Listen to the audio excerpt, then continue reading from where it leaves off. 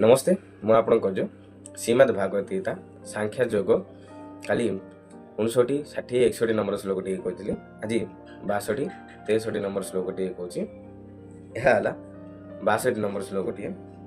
ଦୟତେ ବିଷୟାନାଂ ପୁରୁଷ୍ୟ ସଙ୍ଗେସ୍ତୁ ସୁପଜୟତେ ସଙ୍ଗସ୍ୟ ଜାୟତେ କାମା କାମେତା କ୍ରୋଧା ବିଜୟତେ। ଏହାର ଅର୍ଥ ହେଲା विषय चिंतन करुथिबा पुरुष ସେହି ବିଷୟମାନଙ୍କରେ ଆସକ୍ତି ହୋଇଯାଏ।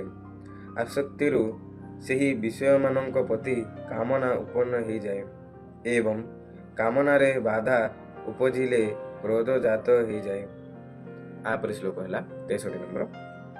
କ୍ରୋଧା ଭବତି ସମ୍ମୋହ ସମ୍ମୋହତେ ସ୍ମୃତିଭ୍ୟ ସଦା ବୁଦ୍ଧିନାଶତା ପ୍ରଣଶ୍ୟତି। ଏହାର ଅର୍ଥ ହେଲା କ୍ରୋଧରୁ ଅତ୍ୟନ୍ତ ମୂଳ ଭାବ ଉତ୍ପନ୍ନ ହୋଇଯାଏ। ମୂଳ ଭାବରୁ ସ୍ମୃତି ଭ୍ରମ ହୋଇଯାଏ। ସ୍ମୃତି ବିଭବ ହେବାରୁ ବୁଦ୍ଧି ଅତୀତ ଜ୍ଞାନ ଶକ୍ତି ନାଶ ହୋଇଯାଏ